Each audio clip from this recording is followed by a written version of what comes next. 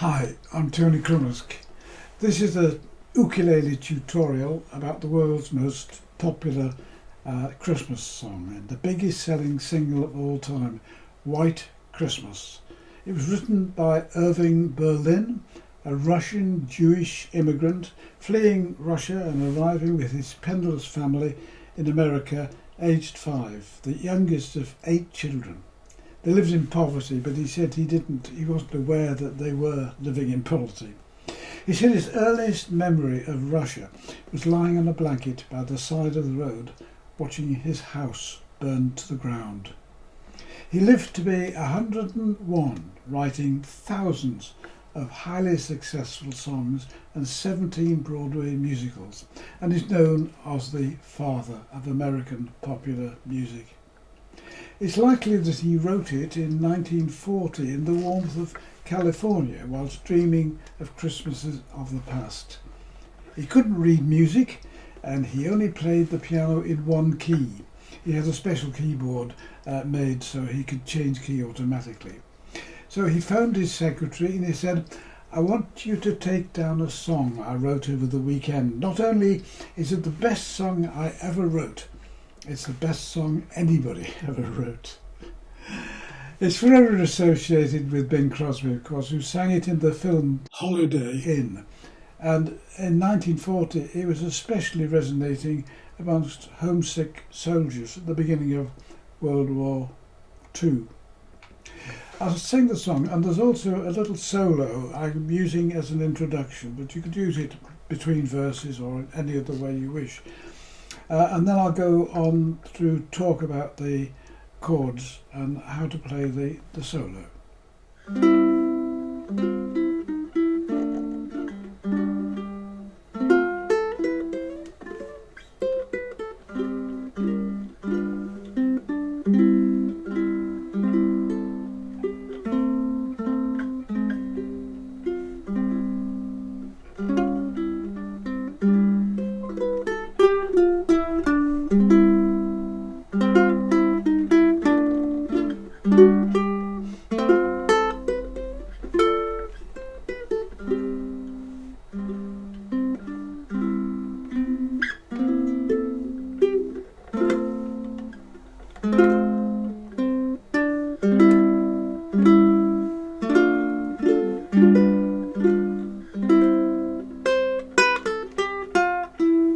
I'm dreaming of a white Christmas, just like the ones I used to know, where the treetops glisten and the children listen to hear sleigh bells in the snow.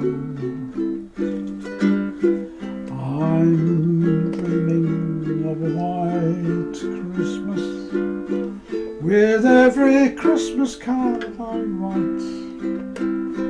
May your days be merry and bright, and may all your Christmases be white.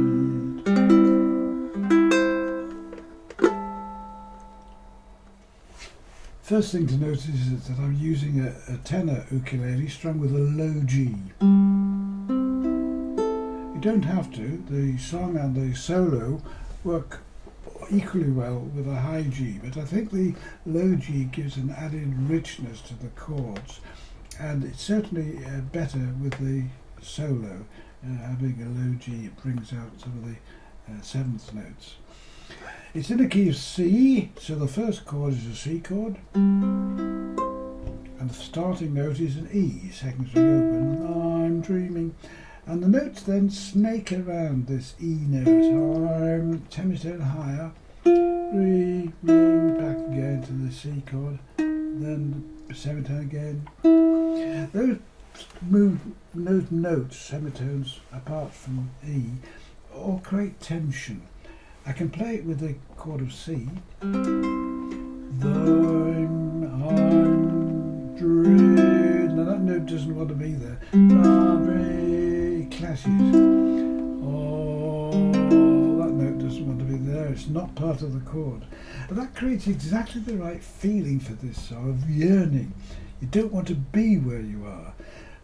You have notes there which don't belong. Like people listening to the song didn't belong where they were. They felt they wanted to be at home with their families in familiar surroundings. And that creates a tension which I say is exactly right for the song. Those notes are called appoggiatura, or leaning notes, and they create that deliberate clash. Actually, I'm going to use, instead of a C chord all with it, I'm going to use a C sharp diminished seventh. That also has an E in it, so it creates exactly the same tension, but it adds a little bit more to it. I'm dreaming of D minor, G7, Christmas F, just like the D minor, once I used to see. Little fill in, where the treetops glisten and but a little nostalgic, you're thinking of the children back home. You've got a minor chord, F minor, and then a C chord, A7, lifting up again, D7, and then a G7. Second verse is exactly the same, it's just got a couple of notes different, the chords different at the end. Between the verses I do a scale pattern. It's a scale of C major and it sounds a bit like chimes, so you just go down there. You don't have to do this, but it will add a little bit to it, I think. So you start the scale of C major on the 3rd fret of string 1, 2nd fret, open, 3rd fret on string 2, 1st fret on string 2, open, 2nd fret on string 3, and then open.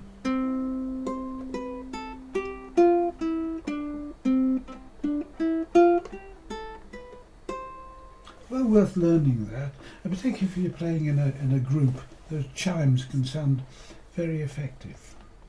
Just a final thought, I know some people find the F minor shape a bit challenging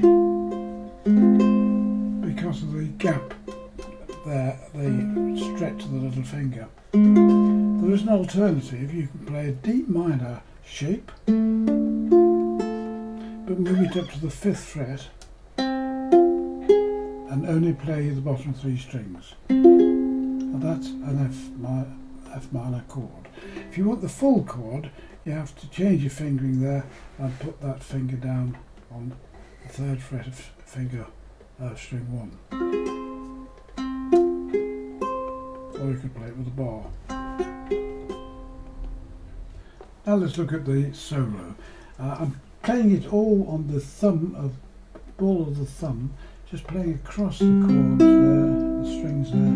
You could do it with fingerstyle, but I like that version, and you get a nice soft sound, slightly on the side of the thumb there. First chord is the C chord, and that's strings 4, 3 and 2 open. Then you snake around that E, a D7, a D minor, a partial G, an F. All of those partial chords and all on the bottom 3 strings. You don't touch string 1 at all. Now you're coming on to string 1. You now have a choice. You can go up the scale like that with the tune, or you can play the full chord, which I like to do.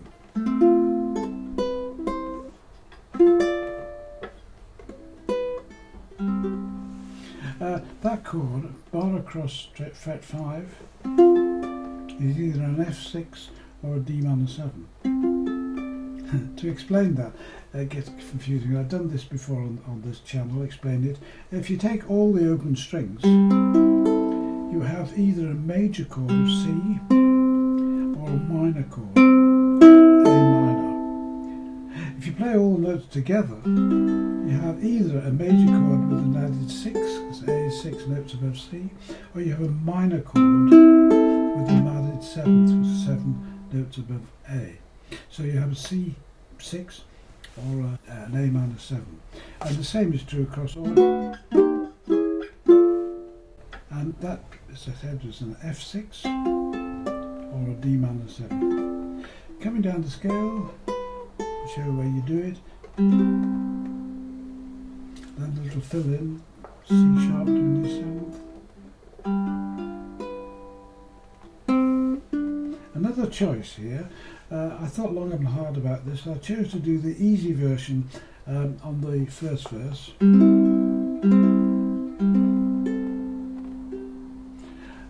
But if you wanted to, you could do put the 7th in.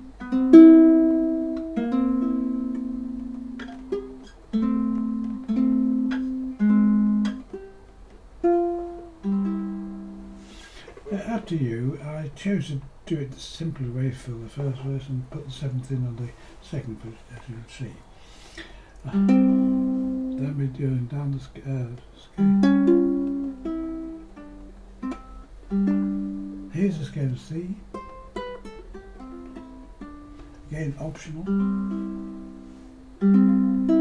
Second verse. D minor.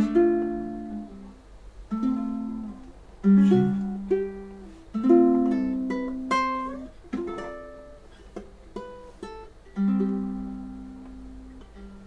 I don't bother with the C sharp doing the 7th there. Just go straight on. Now, there's C chord, but there's C major 7th, C7, 3rd finger, and then up to an F chord with the C at the top. Then down to the C F minor.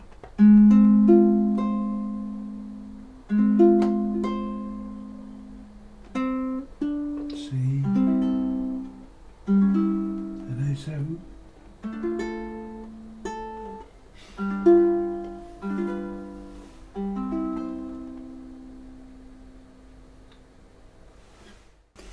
Well, I hope you found that interesting and helpful, and as usual, whatever you do and however you do it, have fun.